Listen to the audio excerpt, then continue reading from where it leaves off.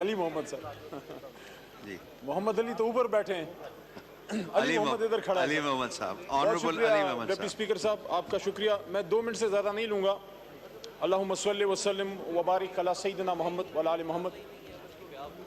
میں بھی خائف نہیں تختہ دار سے، میں بھی منصور ہوں قحط و اغیار سے۔ کیوں ڈراتے ہو زندہ کی دیوار سے؟ ظلم کی بات کو، جہل کی رات کو میں نہیں مانتا۔ جناب ڈپٹی اسپیکر صاحب، کل اس ملک کے سابق وزیر اعظم کی سیل کی تصاویر چلائی گئی، یہ ثابت کرنے کے لیے کہ شاید عمران خان صاحب کو بڑی کوئی فیسلٹیز ملی ہیں۔ میں آج صرف عمران خان کی نہیں، میں یہ تمام سیاسی لیڈرشپ کا ایک مقدمہ آپ کے سامنے رکھنا چاہتا ہوں۔ ایک ملک کا سابق وزیر اعظم 6x8 کے سیل میں، جہاں یہ اس کی بیڈنگ ہے، یہ سنک لگا ہوا، پیچھے واش روم ہے، اور یہاں اس کی الماری ہے کتابوں کی، اور پیچھے اس کی واش روم کے اس طرف جائے نماز وہاں موجود ہے۔ کیا یہ کرتے ہیں ہم اپنے ملک کے سابق وزیر اعظم کے ساتھ؟ ایک سابق وزیر اعظم ایک شخصیت نہیں ہوتی۔ جناب ڈپٹی اسپیکر صاحب، ابھی تھوڑی دیر پہلے محترم بلاول صاحب یہاں تشریف فرما تھے، اور مجھے ان کو دیکھ کے جب میں نے پوائنٹ آف آرڈر سوچ رہا تھا، مجھے وہ ماضی یاد آیا کہ کس طرح وہ اپنی ماں، شہید ماں کی گود میں جیل کے باہر اڈیالہ شاہد تھی، وہاں بیٹھا ہوتا تھا، اور اسی طرح ہمارے پختونخوا کے باچا خان یا ولی خان جیل میں پڑے ہوتے تھے، اور اسی طرح میرے اپنے علاقے کے مولانا عزیر گل صاحب، جن کو اسیر مالٹا کہتے ہیں، آج سے 80 سال پہلے بھی یہ کہانی تھی، 100 سال پہلے بھی یہ کہانی تھی۔ کل بھی نواز شریف کو ہتھ کنڈیاں ڈال کے جہاز میں لے جایا مشرف نے، اور آج عمران خان کے ساتھ یہ ہو رہا ہے۔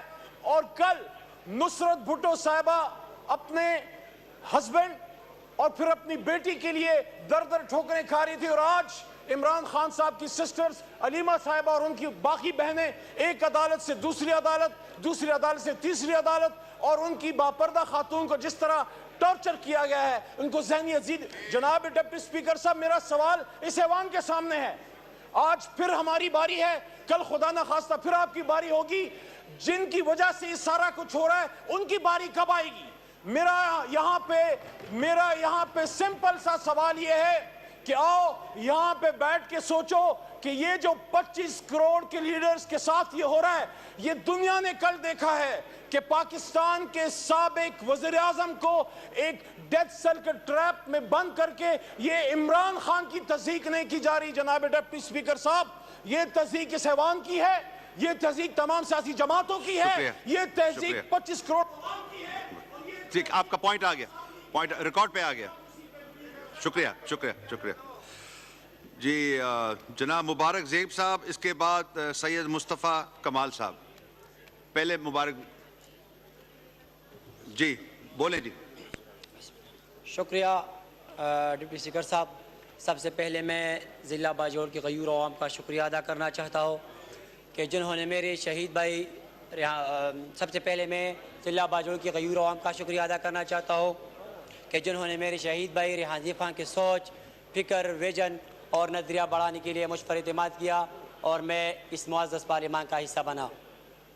جناب اسپیکر، باجوڑ کے لوگ امن پسند اور محب وطن ہے، لیکن بدقسمتی سے لمبی عرصے سے علاقہ بدامنی کا شکار ہے۔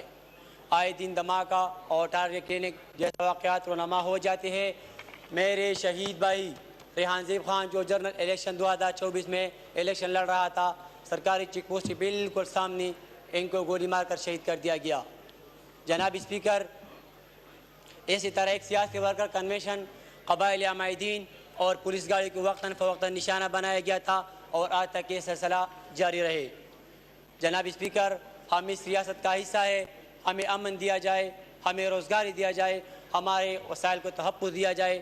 میں اس معزز ایوان کے توسط سے تمام ریاستی اداروں سے اپیل کرتا ہوں کہ وہ امن و امان قائم رکھنے میں اپنا بھرپور کردار ادا کرے، دہشت گردی کے اس ناسور کو ختم کیا جائے۔ میری بڑی سمت سینکڑوں قبائلی عوام کو قتل میں ملوث لوگوں کو پکڑ کر قانون کے مطابق سزا دی جائے۔ آپ ہی لوگ ٹائم لے رہے ہیں۔ جناب اسپیکر، چونکہ ہم امن پسند اور محب وطن ہے،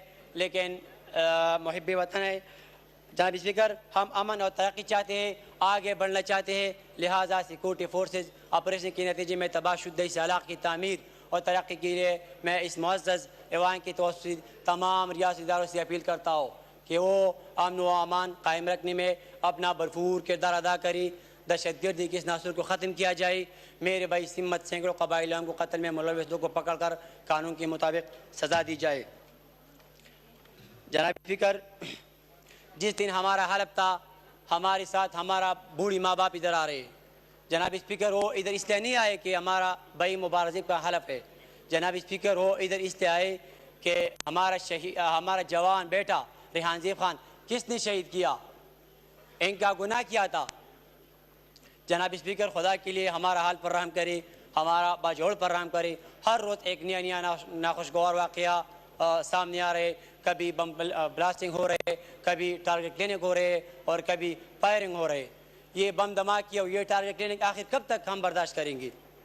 جناب اسپیکر، خدا کے لیے ہمارا باجوڑ پر رحم کرے اور ہمارا بھائی جو بے دردی سے لوگ نے ہمارا شہید کیا، ان کو انصاف دلوائے اور ہمارا خاندان کو انصاف دلوائے۔ شکریہ جناب اسپیکر۔ سید مصطفیٰ کمال صاحب۔ بسم اللہ الرحمن الرحیم سر، بہت شکریہ۔ سر، دو باتیں کرنی تھیں۔ ایک تو اتفاق سے کل مجھے ہمارے اقبال محسوس صاحب ہمارے ایم این اے ہیں، ان کی کال آئی۔